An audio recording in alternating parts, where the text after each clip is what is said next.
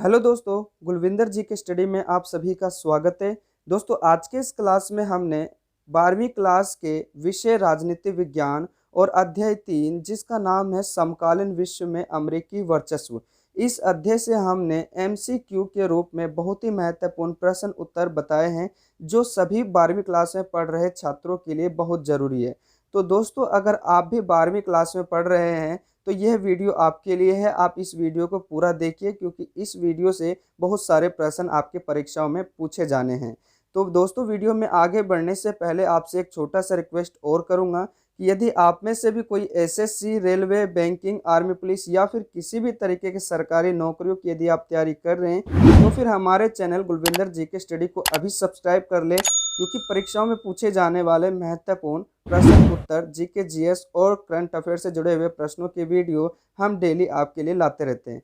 तो आइए दोस्तों, और समय ना गवाते हुए आज के पहले प्रश्न की तरफ हम बढ़ते हैं।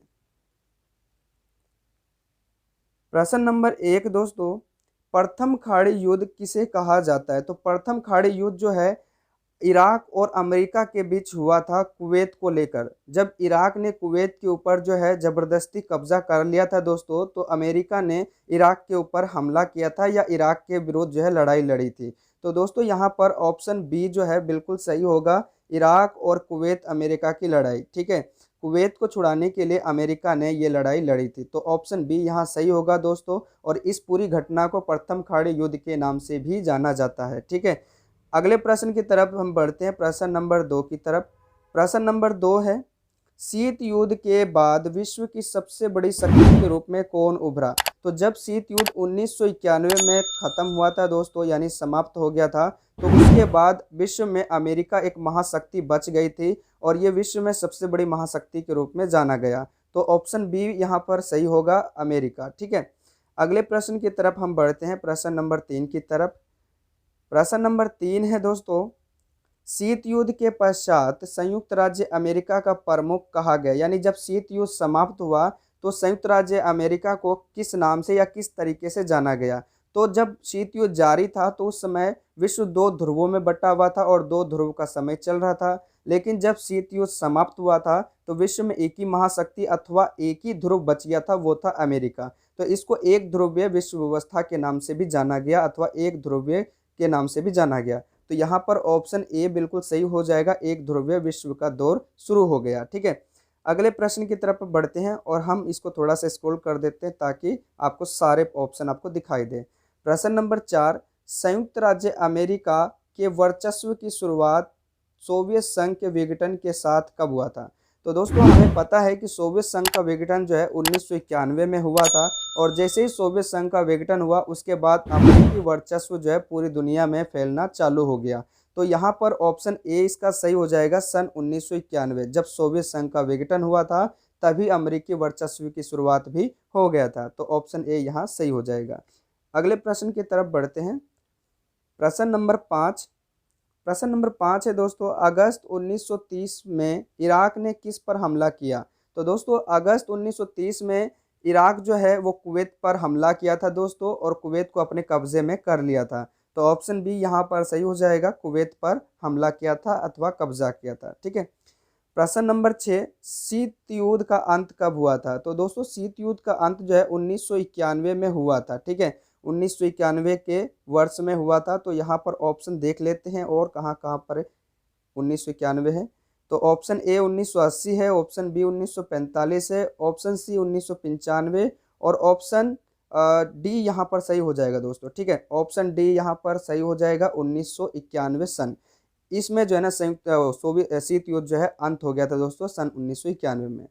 प्रश्न नंबर 7, संयुक्त राष्ट्र संघ ने कुवैत को मुक्त कराने के लिए किस बात की अनुमति दी थी? ठीक है, तो संयुक्त राष्ट्र संघ ने जो है कुवैत को आज़ाद कराने के लिए दोस्तों बल प्रयोग की अनुमति जो है अमेरिका को और कई सारे देशों को जो है दिया था कि भाई, जब इराक नहीं मान रहा था कुवैत को आज़ाद कराने के लिए, तो संयुक्त राष्ट्र संघ ने जो है एक प्रकार से जो है ना जंग के लिए जो है अमेरिका को जो है इजाज़त दे दिया था। तो यहाँ पर हो जाएगा दोस्तों बल प्रयोग की अनुमति, अथवा ऑप्शन ए इसका सही हो जाएगा, बल प्रयोग की अनुमति दे दिया था संयुक्त राष्ट्र संघ ने। ठीक है, और इस पूरी लड़ाई में जो है तकरीबन 34 देशों की सेना जो है लड़े थे दोस्तों, जिसमें अमेरिका सबसे प्रमुख देश माना जाता है, क्योंकि अमेरिका का जो सेना है सबसे ज़्यादा इसमें शामिल था। ठीक है, अगले प्रश्न की तरफ बढ़ते हैं, प्रश्न नंबर 8 की तरफ। प्रश्न नंबर 8 है दोस्तों, अमेरिकी राष्ट्रपति जॉर्ज बुश ने नई विश्व व्यवस्था की संज्ञा किस कारण से दिया था? तो दोस्तों यहाँ पर ऑप्शन को हम एक बार से समझ लेते हैं। इराक को समर्थन देना संयुक्त राष्ट्र संघ द्वारा। तो देखो देखो यहाँ पर जो है ना, इराक को समर्थन जो है संयुक्त राष्ट्र संघ द्वारा दिया गया था। सोवियत संघ और अमेरिका के बीच संबंध स्थापित करना, और ऑप्शन सी कुवैत को मुक्त कराने के लिए बल प्रयोग की अनुमति, और ऑप्शन डी इनमें से कोई नहीं।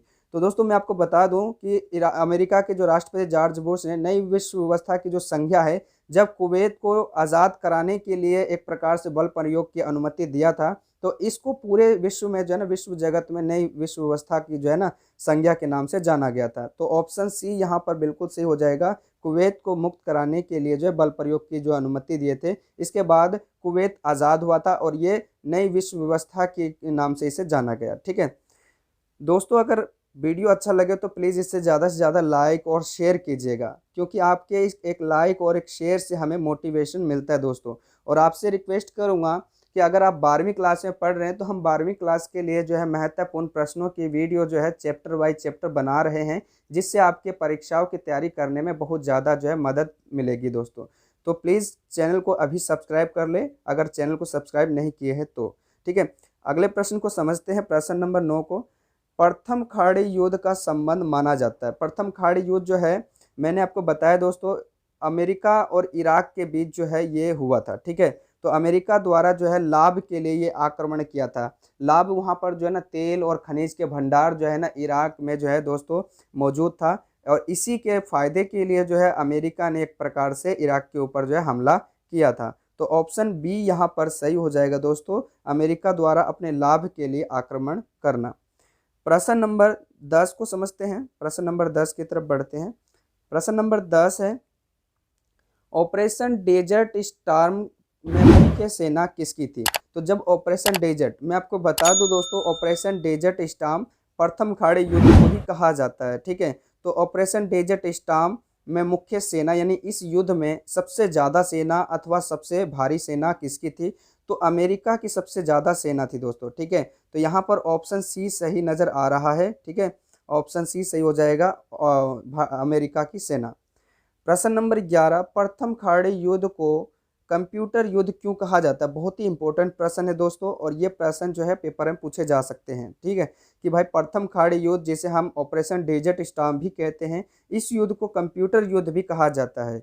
तो मैं आपको बता दूं, इस युद्ध को कंप्यूटर युद्ध इसलिए कहा जाता है क्योंकि इस युद्ध में जो है ना स्मार्ट टेक्निकल बमों का प्रयोग हुआ था दोस्तों, यानी कि आधुनिक खतरनाक हथियार का प्रयोग हुआ था। इसी वजह से इसे कंप्यूटर युद्ध के नाम से जाना जाता है। तो दोस्तों यहाँ पर जो है ना देखो, ऑप्शन बी बिल्कुल सही हो जाएगा, स्मार्ट बमों का प्रयोग किया जाना। इस युद्ध में जो है ना स्मार्ट टेक्निकल बमों और हथियारों का प्रयोग हुआ था, इसलिए इसे कंप्यूटर युद्ध कहा जाता है। ठीक है, अगले प्रश्न की तरफ बढ़ते हैं, प्रश्न नंबर 12 की तरफ। प्रश्न नंबर 12 है दोस्तों, प्रथम खाड़ी युद्ध जीतने का श्रेय किसे प्राप्त हुआ था? जब प्रथम खाड़ी युद्ध जो है ना हुआ था, इसके बाद जब जीत हुई थी तो अमेरिका को क्रेडिट गया था दोस्तों। ठीक है, क्योंकि अमेरिका के सबसे ज़्यादा सैनिक थे और अमेरिका ने सबसे पहले एक्शन लिया था। तो ऑप्शन डी यहाँ पर सही हो जाएगा, अमेरिका को इसको एक प्रकार से श्रेय जाता है। ठीक है, अगले प्रश्न की तरफ बढ़ते हैं, प्रश्न नंबर 13 की तरफ। प्रश्न नंबर 13 है, 1992 में चुनाव हुआ था, चुनाव में जॉर्ज बुश को किसने हराया था? तो बिल क्लिंटन जो है, इन्होंने 1992 के चुनाव में जॉर्ज बुश को हराया था दोस्तों। ऑप्शन ए यहाँ सही हो जाएगा, बिल क्लिंटन। ठीक है, प्रश्न नंबर 14 की तरफ बढ़ते हैं। मैं थोड़ा सा इसको स्क्रॉल कर देता हूँ ताकि आपको ऑप्शन भी नज़र आए। प्रश्न नंबर 14 है, न्यूयॉर्क में स्थित वर्ल्ड ट्रेड सेंटर पर आतंकवादी हमला कब हुआ था? दोस्तों मैं आपको बता दूं कि न्यूयॉर्क यानी कि अमेरिका में है, और इसमें जो है एक बहुत बड़ा इतिहास का अब तक का सबसे बड़ा अमेरिका का घटना माना जाता है, आतंकवादी घटना, और ये 2001 में हुआ था दोस्तों। ठीक है, 2001 सितंबर 2001 में ये घटना घटा था, जिसमें जो है ना अमेरिका के लगभग 3000 सैनिक जो है और नागरिक मारे गए थे। तो यहाँ पर देखते हैं सितंबर 2001 ऑप्शन में है कि नहीं है। तो दोस्तों यहाँ पर ऑप्शन सी सही हो जाएगा। ठीक है, ऑप्शन सी सही हो जाएगा। ठीक है, सितंबर 2001। अगला प्रश्न पढ़ते हैं। निम्न में से कौन सा शहर, ठीक है, किसी देश की राजधानी नहीं है। यहाँ पर शहर पूछा गया है दोस्तों, तो शहर बता दे कि किस देश की राजधानी नहीं है इनमें से।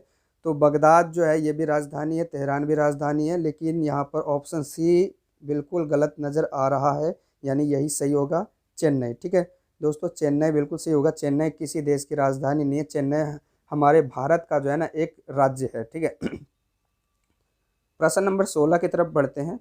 मैं थोड़ा सा स्क्रॉल और करना पड़ेगा ताकि ऑप्शन भी नजर आए।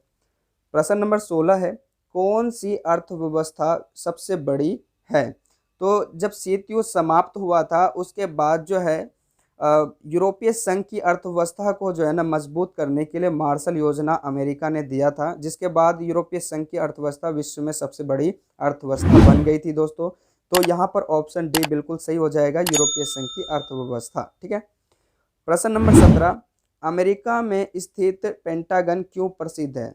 तो दोस्तों अमेरिका में जो पेंटागन टावर है वहाँ पर जो है ना अमेरिकी रक्षा विभाग का जो है ना एक प्रकार से मुख्यालय है। ठीक है, अमेरिकी रक्षा विभाग का मुख्यालय है। तो यहाँ पर ऑप्शन सी सही है, अमेरिकी रक्षा विभाग के लिए जो है ये पेंटागन टावर बहुत ज़्यादा फेमस है। अगले प्रश्न की तरफ बढ़ते हैं, प्रश्न नंबर 18 की तरफ। प्रश्न नंबर 18 है, 9/11 की घटना, ठीक है, 9/11 की घटना अमेरिका के लिए क्या स्थान रखती है। तो दोस्तों जब सितंबर 2001 में ये आतंकवादी घटना घटा था तो ये अमेरिका का सबसे बड़ा घटना जो है ना इतिहास की मानी जाती है। तो ये अब तक की जो है ना एक प्रकार से सबसे बड़ी घटना जो है अमेरिका की थी, जिसमें लगभग 3000 नागरिक जो है मारे गए थे। तो दोस्तों यहाँ पर ऑप्शन सी सही हो जाएगा, अब तक की सबसे बड़ी घटना अमेरिका की थी। ठीक है प्रश्न नंबर 19, संयुक्त राज्य अमेरिका में कुल कितने राज्य हैं। तो संयुक्त राज्य अमेरिका के झंडे में आपको 50 स्टार देखने को मिलेगा दोस्तों, जो कि वहाँ के 50 राज्यों को जो है प्रदर्शित करता है।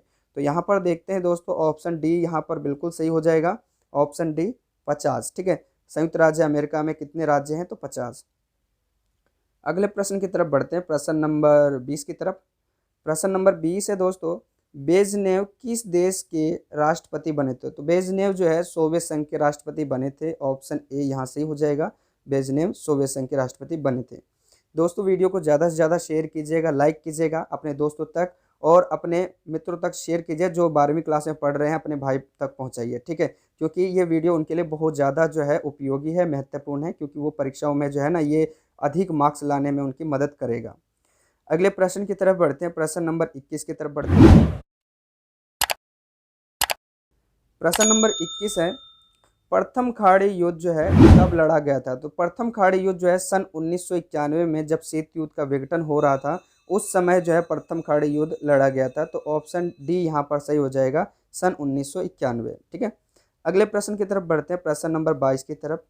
प्रश्न नंबर 22 है, ऑपरेशन डेजर्ट स्टॉर्म किससे संबंधित है। तो आपको बताया था दोस्तों, ऑपरेशन डेजर्ट स्टॉर्म को प्रथम खाड़ी युद्ध भी कहा जाता है। तो ऑप्शन में देख लेते हैं यहाँ पर प्रथम खाड़ी युद्ध जो है कि नहीं।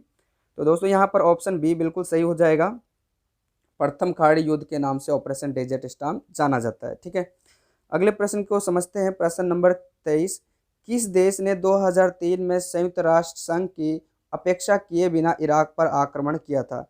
तो अमेरिका ने 2003 में जो इराकी फ्रीडम चला था दोस्तों, यानी इराक में हमला किया गया था अमेरिका ने, तो उसमें जो है ना संयुक्त राष्ट्र संघ की इजाज़त नहीं लिए थे दोस्तों। तो अगर पेपर में आपसे पूछा जाता है कि किस देश ने जो है संयुक्त राष्ट्र संघ की इजाज़त लिए बिना अथवा उपेक्षा किए बिना जो है इराक पर हमला किया था, तो ऑप्शन यहाँ पर यानी कि अमेरिका सही हो जाएगा, अमेरिका। ठीक है प्रश्न नंबर 24 की तरफ बढ़ते हैं, प्रश्न नंबर 24। प्रश्न नंबर 24 है, संयुक्त राज्य अमेरिका का प्रथम राष्ट्रपति कौन थे। तो संयुक्त राज्य अमेरिका का जो प्रथम राष्ट्रपति थे जॉर्ज वॉशिंगटन थे दोस्तों, जिनके नाम पर जो है उनका एक प्रकार से राजधानी रखा गया है। ठीक है तो यहाँ पर ऑप्शन ए बिल्कुल सही हो जाएगा, जॉर्ज वॉशिंगटन। प्रश्न नंबर 25, वर्चस्व के बारे में निम्नलिखित में से कौन सा कथन गलत है। आपको बता दें दोस्तों, वर्चस्व का मतलब होता है किसी देश पर एक प्रकार से दबदबा बनाए रखना। ठीक है दबदबा, और आपको ये चीज़ समझना पड़ेगा दोस्तों, जब सोवियत संघ का विघटन हुआ था उसके बाद विश्व में अमेरिका एक महत्तर महाशक्ति बची थी और अमेरिका ने पूरी दुनिया पर अपना वर्चस्व कायम करना शुरू कर दिया था। तो यहाँ पर ऑप्शन समझ लेते हैं दोस्तों एक एक करके। पहला ऑप्शन है किसी एक देश की अगुवाई करना। तो दोस्तों ये कथन बिल्कुल सही है, ठीक है। और सॉरी, ये एक प्रकार से हाँ सही है। इसका नहीं दोस्तों, ये गलत हो जाएगा, ठीक है। प्रश्न नंबर 2, इसका प्रयोग प्राचीन यूनान में एथेंस की प्रधानता को चिन्हित करता है। तो नहीं दोस्तों। वर्चस्व किसी देश की सैन्य शक्ति अजय होती है, नहीं। ऑप्शन डी यहाँ पर सही हो जाएगा, वर्चस्व स्थिति नियति होती है, यानी वर्चस्व एक ऐसी स्थिति होती है जिसने किसी एक देश पर जो है ना एक प्रकार से दबदबा बना लिया, तो वो हमेशा के लिए उसके ऊपर जो है ना दबदबा बना लेता है। तो ऑप्शन डी यहाँ पर ये कथन जो है बिल्कुल सही है। और दोस्तों यहाँ पर जो गलत पूछा गया है बाकी सब गलत हो जाएगा और ये सही हो जाएगा, ठीक है। तो यहाँ पर थोड़ा सा क्वेश्चन को समझ लीजिएगा दोस्तों। क्वेश्चन कह रहा है निम्नलिखित में से कौन सा कथन गलत है। तो ये ऑप्शन ए बी सी जो है ये बिल्कुल गलत हो जाएगा, ये भी गलत हो जाएगा, ये भी गलत हो जाएगा, ये भी गलत हो जाएगा और ये सही हो जाएगा, ठीक है। तो आप इसको समझ लीजिएगा। अगले प्रश्न की तरफ बढ़ते हैं, प्रश्न नंबर 26 की तरफ। प्रश्न नंबर 26 है, इराक पर आक्रमण करने का अमेरिका का वास्तविक उद्देश्य क्या था। इराक के ऊपर जो है ना अमेरिका ने जो हमला किया था 2003 में, वो दोस्तों अपने फ़ायदे के लिए हमला किया था। दरअसल इराक में ना तेल, खनिज इत्यादि कई चीज़ है उनके धरती के नीचे, और अमेरिका इन्हीं चीज़ों को प्राप्त करने के लिए इराक पर जो है बार बार आक्रमण करता रहा। तो यहाँ पर ऑप्शन सी सही होगा दोस्तों, इराक के तेल भंडार पर कंट्रोल करने के लिए या अपने कब्जे में करने के लिए, ठीक है। अगले प्रश्न की तरफ बढ़ते हैं, प्रश्न नंबर 27 की तरफ। प्रश्न नंबर 27 है, ऑपरेशन इराकी फ्रीडम में निम्नलिखित में से कौन सा कथन गलत है। यहाँ पर गलत पूछा गया है दोस्तों, ठीक है। तो ऑपरेशन इराकी फ्रीडम जो है इराक के विरुद्ध अमेरिका ने हमला किया था। तो एक एक करके ऑप्शन को समझते हैं। ऑप्शन नंबर 1, इराक पर हमला करने के इच्छुक अमेरिका अगुवाई वाले गठबंधन में 40 से अधिक देश शामिल थे। तो ये बात सही है दोस्तों, ठीक है। जब इराकी फ्रीडम चलाया गया था यानी इराक पर हमला हो रहा था, तो उस समय तकरीबन अमेरिका सहित अन्य भी कई सारे देश यानी 40 देश के आसपास जो है ना जुड़े थे। तो ये बात तो बिल्कुल सही है और हमें ढूंढना है गलत।